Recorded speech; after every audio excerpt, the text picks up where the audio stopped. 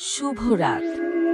আপনারা শুনছেন রাতের অন্ধকারে ভয়কে আরও গভীর করে তোলা একটি অনুষ্ঠান, বিডি ভূত এফএম। ভূতের বাড়ি, রাজবাড়ির অন্ধকার রহস্য।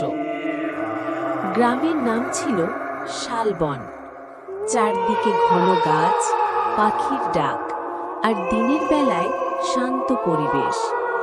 কিন্তু রাত নামলেই বদলে যেত সবকিছু। গ্রামের একদম শেষ প্রান্তে দাঁড়িয়েছিল এক বিশাল পুরনো রাজবাড়ি। সবাই একে বলত ভূতের বাড়ি। লোকমুখে শোনা যায় বহু বছর আগে এখানে এক রাজা থাকতেন, ধনী, ক্ষমতাশালী, কিন্তু ভীষণ নিষ্ঠুর। তার অত্যাচারে গ্রামের মানুষ কাঁপত। এক রাতে সেই রাজা ও তার পুরো পরিবার রহস্যজনকভাবে মারা যায়। কেউ বলে অভিশাপ, কেউ বলে প্রতিশোধ। তারপর থেকে বাড়িটা ফাঁকা।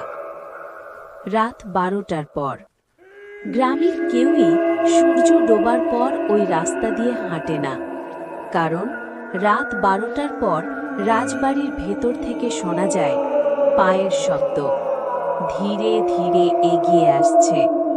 কারোর কান্না, আর মাঝে মাঝে ভেসে আসে, আমাকে বাঁচাও। অনেকেই বলেছে তারা জানালায় সাদা পোশাকের এক ছায়া দেখেছে। আরিফের সাহস। গ্রামের এক যুবক, নাম আরিফ। সে এসব বিশ্বাস করত না। এক রাতে বন্ধুদের চ্যালেঞ্জ নিয়ে সে একাই ঢুকে পড়ে সেই রাজবাড়িতে। হাতে শুধু একটা টর্চ আর বুক ভরা সাহস। প্রথমে সব স্বাভাবিকই লাগছিল, ভাঙা দরজা, ধুলো মাখা মেঝে, কিন্তু হঠাৎ ঠাস, পেছনের দরজাটা নিজে থেকেই বন্ধ হয়ে গেল। আরিফ থেমে গেল। তারপর সে শুনতে পেল তার নিজের পায়ের শব্দ ছাড়া আর একটা পায়ের শব্দ। ধীরে ধীরে তার পেছনে কেউ হাঁটছে। শেষ মুহূর্ত। আরিফ ঘুরে দাঁড়াতেই টর্চের আলো পড়ে এক মুখে, ফ্যাকাশে, রক্তহীন, চোখ দুটো একদম কালো। এক বৃদ্ধ লোক, রাজা, কিন্তু তার শরীর যেন আধা স্বচ্ছ। রাজা ধীরে বলল, তুই কেন এসেছিস? আরিফ দৌড়াতে শুরু করল, কিন্তু দরজা খুঁজে পেল না। চারদিকে শুধু একই দেওয়াল, একই অন্ধকার। তারপর হঠাৎ সব চুপ। পরদিন সকালে গ্রামের লোকেরা রাজবাড়ির সামনে আরিফের জুতো খুঁজে পেল, কিন্তু আরিফকে আর কখনো পাওয়া যায়নি। সেদিনের পর থেকে লোকেরা বলে, রাত 12টার পর রাজবাড়ির ভেতরে এখন দুটো পায়ের শব্দ শোনা যায়, একটা পুরনো, শেষ কথা। আজও শালবনের মানুষ সূর্য ডোবার আগে ঘরে ঢুকে পড়ে, কারণ তারা জানে রাজবাড়ি এখনো কাউকে ছেড়ে দেয় না। আরিফ কি সত্যিই হারিয়ে গেছে নাকি এখনো আছে? আরিফ নিখোঁজ হওয়ার পর পুরো গ্রাম আতঙ্কে জমে যায়। কেউ আর রাজবাড়ির দিকে তাকাতেও সাহস পায় না। কিন্তু অদ্ভুত একটা ঘটনা ঘটতে শুরু করে। রাতের নতুন শব্দ। আগে যেখানে শুধু একটা ছায়া আর কান্না শোনা যেত, এখন শোনা যায় দুইজন মানুষের হাঁটার শব্দ। মাঝে মাঝে কারো চিৎকার, আমাকে এখান থেকে বের করো।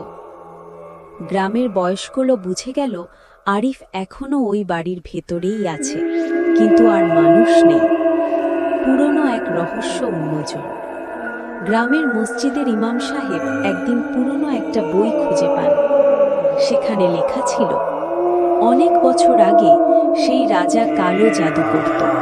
সে নিজের শক্তি বাড়ানোর জন্য নিরীহ মানুষদের আত্মা বন্দী করত। কিন্তু একদিন গ্রামের মানুষ বিদ্রোহ করে তাকে হত্যা করে। মরার আগে রাজা অভিশাপ দিয়ে যায়, যেই এই বাড়িতে প্রবেশ করবে সে আর কখনো মুক্তি পাবে না, তার আত্মাও আমার সাথে থাকবে। নতুন সাহসী চরিত্র রিয়াদ, আরিফের ছোট ভাই রিয়াদ। সে বিশ্বাস করে তার ভাই এখনো বেঁচে আছে কোথাও। সবাই বাধা দেয়, কিন্তু এক রাতে সে ঠিক করে সে রাজবাড়িতে যাবে। ভয়ঙ্কর প্রবেশ। রাত 12টা। রিয়াদ রাজবাড়ির সামনে দাঁড়িয়ে। হাওয়া ঠান্ডা, চারপাশ নিস্তব্ধ। হঠাৎ কর কর কর নিজে থেকেই দরজাটা খুলে গেল। রিয়াদ ভেতরে ঢুকল। ভেতরের অন্ধকার। ভেতরে ঢুকতেই সে অনুভব করল এটা আর আগের মতো বাড়ি নেই। দেয়ালগুলো যেন নড়ছে, ছবিগুলো তাকিয়ে আছে, আর মেঝেতে পড়ে আছে পুরনো রক্তের দাগ। হঠাৎ সে শুনতে পেল, রিয়াদ। সে থেমে গেল। এই কণ্ঠটা সে চেনে। এটা আরিফের গলা। অপ্রত্যাশিত দেখা। একটা অন্ধকার ঘরের সামনে এসে দাঁড়ালো রিয়াদ। ভেতর থেকে আসছে সেই কণ্ঠ, আমাকে বাঁচাও। রিয়াদ দরজা খুলল, আর যা দেখল তা দেখে তার বুক হিম হয়ে গেল। এক কোণায় বসে আছে আরিফ, কিন্তু তার চোখ পুরো কালো, মুখে অদ্ভুত হাসি। আরিফ ধীরে মাথা তুলল। তুইও এসে গেছিস, ভালো। ভয়ঙ্কর সত্য। হঠাৎ ঘরের সব দরজা বন্ধ হয়ে গেল। পেছনে দাঁড়িয়ে সেই রাজা, তার চোখ জ্বলছে আগুনের মতো। রাজা বলল, একজন এসেছিল, এখন দুজন, আর একটু পর 3 জন। রিয়াদ বুঝে গেল এটা ফাঁদ। আরিফ আর আগের মানুষ নেই। শেষ দৃশ্য। গ্রামের মানুষরা পরদিন সকালে আবার সেই রাজবাড়ির সামনে আসে। এইবার তারা খুঁজে পায় 2টি জোড়া জুতা, আর ভেতর থেকে ভেসে আসে 3 জনের পায়ের শব্দ। অভিশাপ ভাঙবে, বাকি সবাই আটকে যাবে। হারিয়ে যাওয়ার পর পুরো গ্রাম যেন মৃত্যুপুরীতে পরিণত হয়। কেউ আর রাতে ঘর থেকে বের হয় না।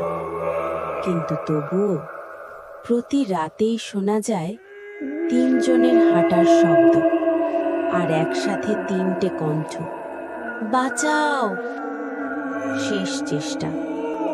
গ্রামের সবচেয়ে বয়স্ক মানুষ হাফিজ চাচা, তিনি জানতেন এই অভিশাপ ভাঙতে হলে কাউকে শেষবারের মতো রাজবাড়িতে ঢুকতেই হবে। তিনি ইমাম সাহেবকে নিয়ে পরিকল্পনা করলেন। তাদের কাছে ছিল পুরনো দোয়া লেখা তাবিজ, কোরআনের আয়াত, আর সাহস। শেষ রাত। রাত ঠিক 12টা। হাফিজ চাচা আর ইমাম সাহেব রাজবাড়ির সামনে দাঁড়িয়ে। হাওয়া থেমে গেছে, সবকিছু অস্বাভাবিকভাবে শান্ত। হঠাৎ দরজাটা নিজে থেকেই খুলে গেল। অভিশপ্ত হলঘর। ভেতরে ঢুকতেই তারা দেখতে পেল একটা বিশাল হলঘর। মাঝখানে দাঁড়িয়ে আছে সেই রাজা। তার চারপাশে ভাসছে অসংখ্য ছায়া। তাদের মধ্যে আছে আরিফ, রিয়াদ, আর আরো অনেকে। তারা যেন বন্দী, শেষ মুখোমুখি। রাজা ধীরে হেসে বলল, আরো আত্মা এসেছে, ভালো। ইমাম সাহেব কোরআনের আয়াত পড়তে শুরু করলেন। চারপাশ কাঁপতে লাগলো, দেয়াল ফাটতে শুরু করলো, ছায়াগুলো চিৎকার করছে, আমাদের মুক্তি দাও। চূড়ান্ত মুহূর্ত। হাফিজ চাচা তাবিজটা ছুঁড়ে মারলেন রাজার দিকে। হঠাৎ এক ভয়ঙ্কর আলো ছড়িয়ে পড়ল। রাজা চিৎকার করে উঠল, না, এটা অসম্ভব। তার শরীর ভেঙে যেতে লাগলো। অভিশাপ ভাঙল। এক এক করে সব ছায়া মিলিয়ে যেতে লাগলো। আরিফ আর রিয়াদের মুখে শান্তি ফিরে এলো। তারা ধীরে ধীরে অদৃশ্য হয়ে গেল। রাজবাড়ি ভেঙে পড়তে শুরু করল। হাফিজ চাচা আর ইমাম সাহেব দৌড়ে বের হয়ে এলেন।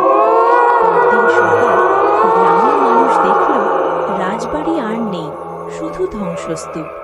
অনেক বছর পর প্রথমবার গ্রামে শান্তি ফিরে এলো। কিন্তু শেষটা এখানেই না। কয়েকদিন পর এক ছোট ছেলে খেলতে খেলতে সেই জায়গায় যায়। হঠাৎ সে শুনতে পায় একটা ক্ষীণ কণ্ঠ, আমি এখনো আছি। ছেলেটা পেছনে তাকায়।